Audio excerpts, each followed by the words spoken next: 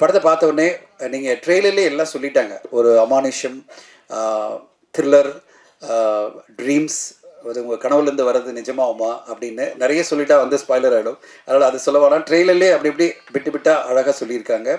And அதில் இருக்கிறது தான் கதை. ஆக்சுவலி வந்து ஒரு மனிதனுடைய ட்ரீம்லேருந்து வர ஒரு கதையே எப்படி உண்மையாக நடக்குதா, அந்த நிகழ்வுகள்லேருந்து என்னென்ன விஷயங்கள் நடக்குது, அது அந்த நிகழ்வுகள்லாம் உண்மையாகவே இருக்கும்போது என்ன மாதிரி ஒரு பரிதவிப்பு, என்ன மாதிரி பிரச்சனைகள் ஒரு ஹீரோ சந்திக்கிறாருன்றதை ஆரியனுடைய ஒரு கம்ப்ளீட் உழைப்பை நான் பார்த்தேன். அதில் வந்து படத்தில் வந்து அவர் எல்லாமே இருக்கார். ஆக்ஷன் ஹீரோவாக இருக்கார், அருமையான ஒரு ரொமான்டிக் ஹீரோவாக இருக்கார், ஒரு உண்மையான அப்பாவாக இருக்கார். அதை விட வந்து பயந்து போயிட்டு இந்த நடக்கிறதெல்லாம் இதுலேருந்து இப்படி தப்பிக்க போகிறோன்றது ஓடுறதா இருக்கணும். எல்லாமே வந்து ஒரு கம்ப்ளீட் பர்ஃபார்மன்ஸ் இந்த படத்தில் ஆரி கொடுத்துருக்காரு. அவருக்கு என்னுடைய வாழ்த்துக்கள். அவருக்கு ஒரு சரியான ஒரு பிரேக் கிடைக்கணும். ஒரு நல்ல படம் அமைஞ்சு அவருக்கு வந்து ஒரு பெரிய வெற்றி கிடைக்கணும். ஏன்னா அவ்வளோ ஒரு பல வருடங்களாக ஒரு 10 வருடம் மேலே சிறப்பான படங்களில் தொடர்ந்து நடிச்சிட்டு இருக்காரு. அவருக்கான ஒரு படமாக இந்த படம் அமைய நான் எதிர்பார்க்குறேன். இந்த படத்தில் நடித்த பல பேர் நல்லா பண்ணியிருக்காங்க. ஹீரோயின் ரொம்ப நல்லா பண்ணியிருக்காங்க. அவங்க வரல நினைக்கிறேன்ல, ரொம்ப நல்லா பண்ணியிருந்தாங்க. அந்த படத்தில் ரொம்ப பிரமாதமாக இருந்தது. ஆதித்ய கதிரும் ரொம்ப சூப்பராக நல்லா பண்ணியிருந்தார். அந்த காமெடி போர்ஷன்ஸ் எல்லாம், தரனுடைய பாடல்கள், மெலடி ரொம்ப சூப்பராக ஒர்க்காக இந்த தரன் ரொம்ப வாழ்த்துக்கள். அந்த பிஜிஎம் சரி, சாங்கும் சரி பிரமாதப்படுத்தியிருக்கீங்க. இந்த படத்தினுடைய ஒளிப்பதிவு, எடிட்டிங், டைரக்டர் சுந்தரபாண்டியன் எல்லாருமே ரொம்ப அருமையாக உழைச்சிருக்காங்க. இந்த படம் ஒரு நல்ல அனுபவத்தை கொடுக்கும். கண்டிப்பாக நம்மளுக்கு வந்து ஒரு நல்ல அனுபவத்தை கொடுக்கும். நான் படம் பார்த்தோன்னே அதை சொன்னேன், இது ஒரு நல்ல அனுபவத்தை கொடுக்கும் சார். சரியான முறையில் ப்ரொமோட் பண்ணி மக்கள்கிட்ட கொண்டு போய் சேருங்க. அப்போ தான் வந்து இந்த படத்துக்கு ஆடியன்ஸ் உள்ளே கொண்டு வர முடியும் அப்படின்னு. ப்ரொடியூசர் வந்து நான் கொஞ்சம் டேட்டு கொஞ்சம் அவசரப்படாமல் பண்ணுங்க சார் அப்படின்னு. ஆனால் திடீர்னு 27 பார்த்தோன்னே நானே ஆச்சரியப்பட்டேன். ஏன்னா நிறைய படங்கள் இல்லை சார் இப்போ வந்துடலாம் அப்படின்னாரு. ஏன்னா ஜனநாயகன் போஸ்ட்போன் ஆன பிறகு 20ஆம் தேதியும் 27ஆம் தேதியும் பார்த்தீங்கன்னா ஆல்மோஸ்ட் எம்டியாக போயிட்டுருக்கு. படங்களே இல்லாத ஒரு சூழ்நிலை வந்துருச்சு. இப்போ எல்லாருமே சரி இந்த டேட்டை நம்ம யூஸ் பண்ணிக்கலாம். அது பிறகு மார்ச்லேருந்து எக்ஸாம் வருது, அப்புறம் ஏப்ரல் மே வந்துச்சுன்னா எலெக்ஷன் ப்ளஸ் வந்து நம்மளுக்கு அது பிறகு இருக்குது நிறைய பெரிய பெரிய படங்கள்லாம் வரப்போகுது. அப்போ நம்மளுக்கு இடம் கிடைக்காது, அதாவது ஒரு நல்ல பிளேஸ் கிடைக்காதுன்னு எல்லாருமே இப்போ வர வேண்டிய சூழ்நிலை வருது. ஆனால் எப்படிப்பட்ட சூழ்நிலைன்னு பார்த்தீங்கன்னா, கடந்த வாரம் 8 தமிழ் திரைப்படங்கள் இல்லையாச்சு. 8 திரைப்படங்கள்லாம் இங்கே மீடியா நண்பர்கள்லாம் என்கிட்ட சொன்னாங்க, சார் ரொம்ப கஷ்டப்பட்டேன் சார், 8 திரைப்படங்களை எங்களை பார்க்க வச்சாங்க அப்படின்னு. 8 திரைப்படங்கள் ப்ரெஷ் ஷோ மூலமாக பார்த்தோம். அதில் அது பிறகு தெலுங்குலேருந்து டப் செய்யப்பட்ட ஒரு கப்புள் ஃப்ரெண்ட்லி அப்படின்ற ஒரு படமும் 9 திரைப்படங்கள் பார்க்குறது எவ்வளோ கஷ்டம். ப்ரெஸ் இருக்கிற நம்ம வந்து மீடியா ஷோ ஒரு நாளைக்கு 3 ஷோ போட்டாலும் 3 நாட்கள் நம்ம உட்காந்து தொடர்ந்து பார்க்குறது எவ்வளோ கஷ்டமோ, ஆடியன்ஸ் எல்லாம் அவ்வளோ ஈஸியாக வர மாட்டேன்றாங்க. இந்த இதை வந்து தயாரிப்பாளர்கள் கண்டிப்பாக புரிஞ்சுக்கணும். 8 படம் 9 படம் வரும்போது அந்த படத்தை நடுவில் நம்ம வரும்போது எப்படி ஆடியன்ஸை உள்ளே கொண்டு வர போகிறோம், நம்ம படத்தை மட்டும் எப்படி ஆடியன்ஸ் உள்ளே வர போகிறாங்க நம்ம யோசிக்கணும். இங்கே என்னென்னா எல்லாருமே ஒரு நம்பிக்கை, என் படம் மீதி 8 படத்தை விட பெட்டரான படம், 6 படம் வந்தனா மீதி 5 படத்தை விட என் படம் பெட்டரான படம், இந்த நம்பிக்கையில் தான் படங்கள் வெளியாகுது. ஆனால் எல்லா படங்களுக்குமே ஆடியன்ஸு ஒரே மாதிரி இவ்வளோ படம் வருது யார் பார்ப்பாங்க, அன்லெஸ் அந்த படம் ரொம்ப சூப்பர் டூப்பரான டாக் வந்தால் தான் நான் உள்ளே வருவேன் அப்படின்னு. இந்த வாரம் நீங்கள் பார்த்தீங்கன்னா வீக்கெண்டில் எல்லாருமே ட்வீட்டில் போட்டுட்ருக்காங்க, நான் சொல்ல வேண்டாம், எல்லாருமே ட்ரேட் பார்க்குறவங்களாம் சொல்கிறாங்க தியேட்டருக்கு ஆடியன்ஸே இல்லை, 10% கூட ஆடியன்ஸ் வரலை, இந்த வீக்கெண்ட் ஃபுல்லாக வாஷ் அவுட்டு, இவ்வளோ படங்கள் வந்து மக்கள் உள்ளே வரமாட்டேன்றாங்கன்னா என்ன காரணம், அதை நம்ம பார்க்கணும். மக்களை உள்ளே கொண்டு வரதுக்கு எப்படின்னு பார்க்கணும். ஸோ அந்த சூழ்நிலை தான் தமிழ் சினிமா இன்றைக்கி மிகப்பெரிய பிரச்சனையில் இருக்குது. அதாவது வாரம் படங்கள் வர்றது குறையே இல்லை, ஆனால் ஆடியன்ஸ் உள்ளே வர்றது மிகப்பெரிய குறையாக இருக்குது. ஆடியன்ஸை எப்படி உள்ளே கொண்டு வரணும், ஆடியன்ஸ் வந்து எப்படி உள்ளே வரணும்னா நம்ம எல்லாம் என்ன பண்ணணும், தயாரிப்பாளர்கள், இயக்குநர்கள், நடிகர்கள் எல்லாரும் சேர்ந்து எப்படி ஆடியன்ஸை உள்ளே கொண்டு வர போகிறோம், நல்ல நல்ல படங்கள் எடுக்கிறது மட்டும் இல்லாமல் எப்படி வந்து நம்ம ஆடியன்ஸை உள்ளே கொண்டு வர போகிறோம் அப்படின்ற ஒரு பெரிய கேள்விக்கு எங்கிட்ட பதில் இல்லை. எல்லாரும் சேர்ந்து தான் அதுக்கான பதிலை கண்டுபிடிக்கணும். ஏன்னா இப்போது இந்த 2 மாதங்களாக தமிழ் சினிமா வந்து ஒரு பெரிய டிக்ளைனில் இருக்குது. வசூல் இல்லாமல் படங்கள் எல்லாம் பெரிய பெரிய பிரச்சனை இருக்குது. அதை உடைக்கிற மாதிரி நல்ல படங்கள் வந்து தொடர்ந்து வந்து வெற்றி அடையணும். இந்த படம் 4th ஃப்ளோர் ஒரு நல்ல திரையரங்க அனுபவத்தை கொடுக்குற படமாக இருக்கும். அப்படிப்பட்ட இந்த படத்துக்கு நல்ல வரவேற்பு ஆடியன்ஸ் மத்தியில் வரணும்னு எதிர்பார்க்குறேன். இங்கே இருக்கிற இயக்குநர்கள் சப்போர்ட்டில் ப்ளஸ் மீடியா உங்களுடைய சப்போர்ட்டில் இந்த படத்துக்கு ஒரு நல்ல ஆதரவு கிடைக்கிறோம். ஆடியன்ஸ் எல்லாம் திரையரங்கு வந்து பார்க்கணும்னு நான் எதிர்பார்க்குறேன். ஸோ ஐ திங்க் இந்த படம் க்ரைம் த்ரில்லருக்கு எப்போவுமே ஒரு சின்ன ஒரு, ஏன்னா என்னோட கெரியரில் எனக்கு தெரிஞ்சோ தெரியாமே லாஸ்ட் ஒரு 7 படமாக அந்த த்ரில்லர் படமாக தான் அமைஞ்சிட்ருக்கு. ஸோ அதுக்கு ஒரு சின்ன மினிமம் கேரண்டி இருக்குது. கரெக்டான ஸ்க்ரீன் பிளேயோட ஒரு அழகான ஒரு ப்ரமோஷன்ஸ் இருந்ததுன்னா அந்த படம் மினிமம் கேரண்டியாக ஓடும். அது எல்லாமே இந்த படத்தில் இருக்குது. அண்ட் டைட்டில் டிசைனுமே ரொம்ப நல்லா இருக்குது, 4th floor. So wishing you all the best. Of course நம்ம காட்ஸ் அண்ட் சோல்ஜர்ஸ் ப்ரமோஷன்ஸ்லேயே சந்திப்போம். நாங்கள் 2 பேரும் ஒன்றா சேர்ந்து பண்ணியிருக்கோம் மில்டன் சார் படத்துலையும். ஸோ மொத்த டீமுக்கும் நம்மளோட மனமார்ந்த வாழ்த்துக்கள். ஸோ அடுத்த சக்ஸஸ் மீட்டு கூப்பிடுங்க. தேங்க்யூ. ராஜா சார் நானும் சேர்ந்து ஒரு படம் பண்ண வேண்டியது ஒரு டிஸ்கஷனில் போனோம். பட் நல்ல ஒரு மனிதர், நல்ல ஒரு ப்ரொடியூசர். ஒரு கதைக்கு என்ன தேவையோ கரெக்டாக பண்ணிடுவார் கண்டிப்பாக. அது வந்து கொஞ்சம் குறைங்க ஏற்றுங்க அப்படி சொல்கிற ஒரு ஆளில். திருப்பூரில் வந்து ஒரு படம் பண்ணிவிட்டு நான் போகணும்னு சொல்லாமல் குடும்பத்தோட ஃபுல் சப்போர்ட்டோட ஒரு நல்ல படம் பண்ணியிருக்காரு. இதில் முக்கியமான விஷயம் வந்து லக்ஷ்மணன் ப்ரோவும் எனக்கு வந்து கேமராமேன் நல்ல பழக்கம் தான், ரொம்ப வருஷமாக நல்ல நண்பர். இதையும் தாண்டி இன்றைக்கி வந்த முக்கியமான காரணம் என் மச்சான், என் நண்பன் ஆரிக்கா தான் நீங்கள் வந்திருக்கேன். 2002 நாங்கள் 2 பேருமே மிஸ்டர் சென்னை ஃபைனலிஸ்ட் நாங்கள் ஆரம்பித்தோம் மாடலிங்கில். ஆரிக்கு ஞாபகம் இருக்கும் அந்த மேடை. அதுக்கப்புறம் ஆரி வந்து பிக் பாஸ் போய்ட்டு டைட்டில் வின் நடித்தார். ஒரு ட்ராக் சேரன் சார் சொன்ன மாதிரி இன்ஸ்ட்ரக்டராக வந்தார். மிக கடினமான உழைப்பாளி, நல்ல நடிகன், நல்ல நண்பன், நல்ல மனிதர். எந்த ஒரு ஈகோ இல்லாமல் யார் என்ன ஹெல்ப்பு கேட்டாலும் இறங்கி தாம் படம் இல்லாமல் மற்ற படத்துக்கும் போய் எந்த ஒரு விஷயமும் பேசுவார். சமீபத்தில் கூட நாங்கள் அந்த பிக் பாஸ் நான் போனப்போ கூட ஒரு பிரச்சனை வந்துச்சப்போ ஒரு விஷயமா பேசினார். இல்லை மச்சான் நீ உள்ளே போகணுன்னு எனக்கு ஃபோன் பண்ணிக்கலாம் இல்லைன்னு. உள்ளே போனப்போ தான் பிரச்சனை வரும்னு எனக்கே தெரியாத, நான் எங்கேருந்து அவருக்கு ஃபோன் பண்ணுறது. அதனால் எல்லா விதத்துலையும், அதாவது ஒரு மனிதன் என்சைக்ளோபீடியா வேணால் சொல்லலாம் ஆரியை கண்டிப்பாக. இந்த விஷயம் இல்லை, எந்த விஷயமும் கேட்டாலும் சேரன் சார் சொல்கிற மாதிரி அதை எந்த ஈகோவும் பார்க்காம இந்த வேலை தான் பண்ணாமல் இல்லை, சினிமாக்குள்ளே நான் இருக்கணும், எனக்கு சினிமா மட்டும்தான் தெரியும் சொல்கிற ஒரு நல்ல நண்பன், நல்ல மனிதர். அதுக்காகவே இந்த படம் நல்லபடியாக ஓடணும் நான் மனசார வேண்டிக்கிறேன். ரொம்ப ரொம்ப சந்தோஷம். வாய்ப்பளித்ததுக்கு நன்றி. அதுக்கு முன்னாடி சேரன் சார் சொன்ன மாதிரியே உண்மையால் ஒவ்வொரு வெள்ளிக்கிழமையும் ஆரி மாதிரி தான் என் படம் ஓடிடாதா, ஒரு கும்பாபிஷேகம் மாதிரி ஓடாதா, ஆரி படம் நல்லா ஓடணும் நானும் அவனும் டிஸ்கஸ் பண்ண விஷயம் இல்லை. எல்லா நடிகர்களும் நல்லா இருக்கணும், எல்லா திரைப்படம் சின்ன சின்ன திரைப்படம் பெருசாக வரணும். அப்புறம் அரசாங்கத்துக்கு வச்ச கோரிக்கை நல்லபடியாக வரணும். அந்த இடத்துல சேரன் சார் கூட நான் கொடி பிடிச்சி கண்டிப்பாக நான் நினைப்பேன், எந்த மாற்றமும் கிடையாது. எல்லா ப்ரொடியூசரும் நல்லா இருக்கணும், எல்லா ஹீரோ நல்லா இருக்கணும், எல்லா டெக்னீஷியன்ஸுக்கும் அவங்களோட அன்னம் கிடைக்கணும். அது முன்னாடி சேரன் சார் பேசினதுலேருந்து என்ன பேசணும்னு நினச்சது மறந்துட்டேன்.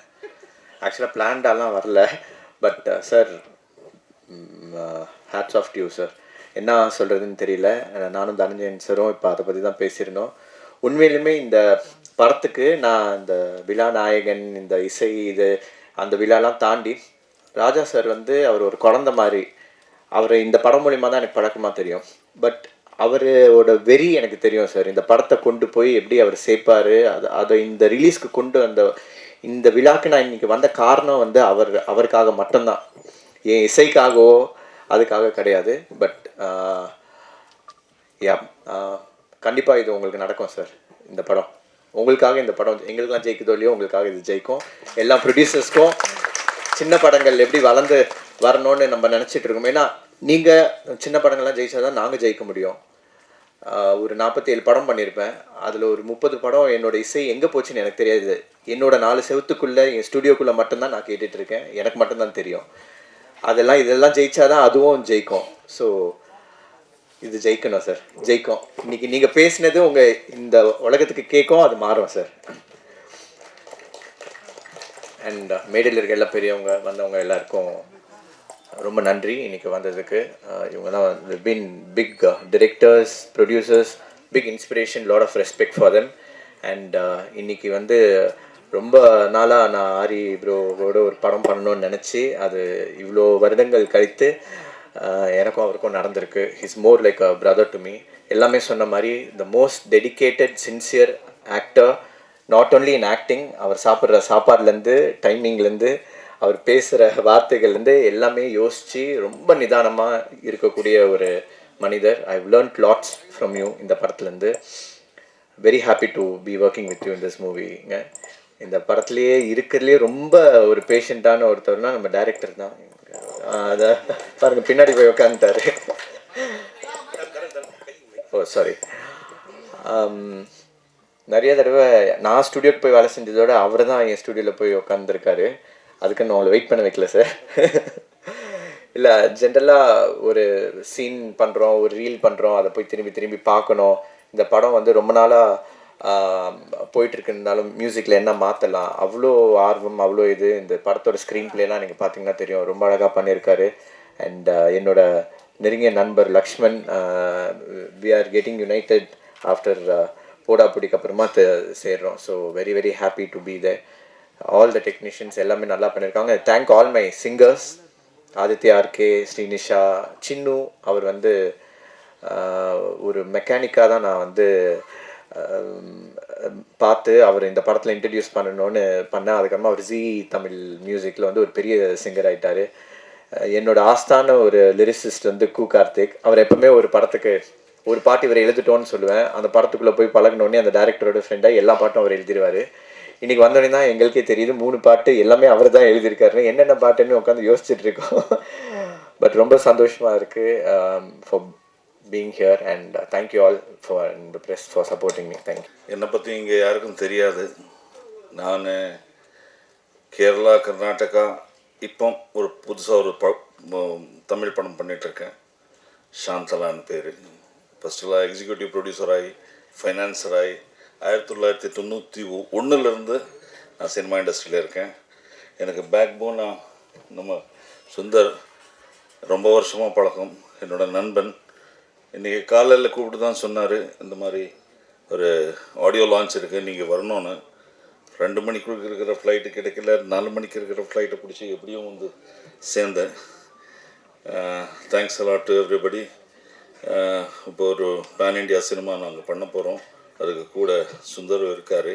நிறைய விஷயங்கள் ஒரு வருஷமாக நடந்துகிட்ருக்கு. இப்போ நெக்ஸ்ட் மந்த்லேருந்து ஷூட்டிங்கை போக போகிறோம்.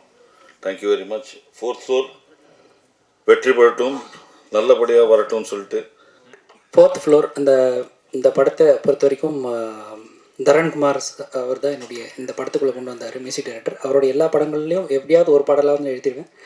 ஸோ அப்படி ஆரம்பித்து தான் இந்த பயணம். ஸோ அதுக்கப்புறம் இயக்குனரை சந்தித்ததுக்கப்புறம் இயக்குனர் வந்து முதல்ல ஒரு பாடலுக்காக வந்தோம். அதுக்கப்புறம் எங்களுக்குள்ளே ஒரு நல்ல ஒரு பிணைப்பு இருந்தது. அதுக்கப்புறம் எல்லா பாடல்களும் இதில் எழுத வேண்டியதாக இருந்தது.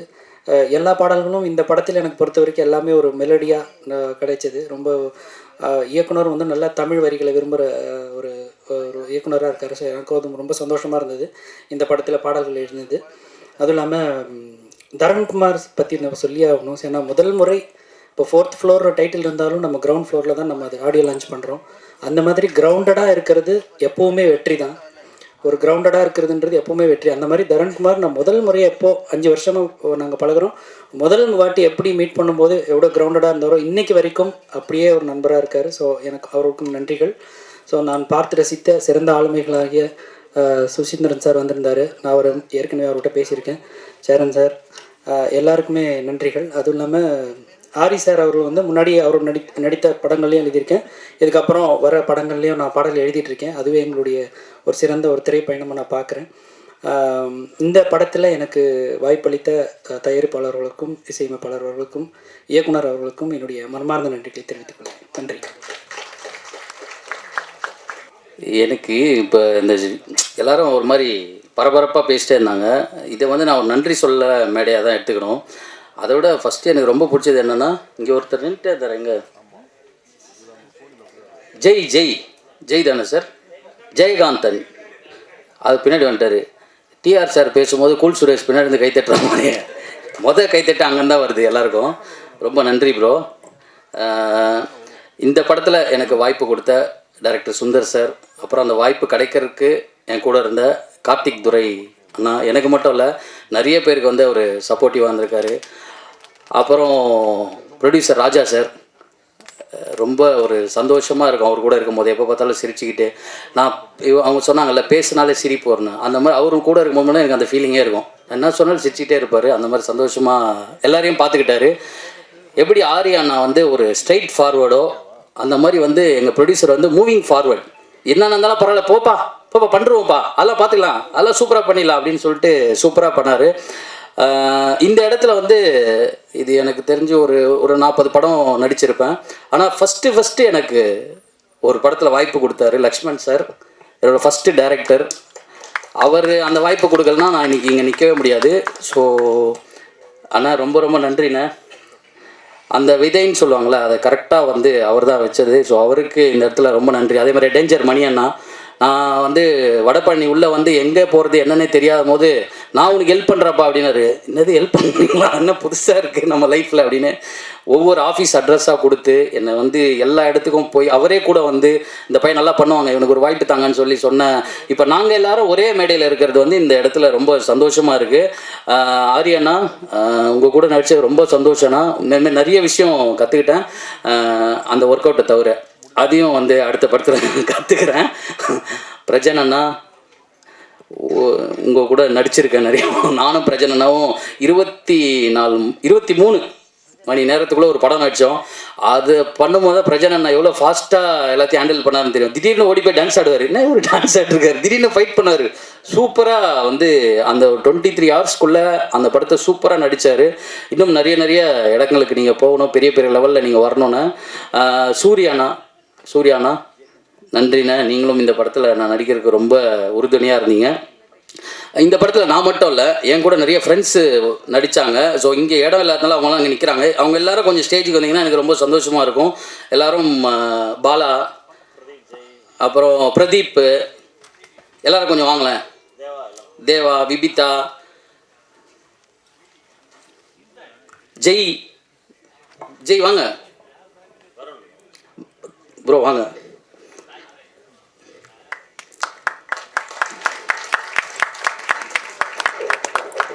என்னென்னா எல்லாருமே வந்து சந்தோஷமாக வீட்டில் சொல்லிட்டு வந்திருப்பாங்க, இன்றைக்கி எங்கள் ஆடியோ லான்ச் நடக்குது, நாங்களாம் போய் சூப்பராக இருக்க போகிறோன்னு.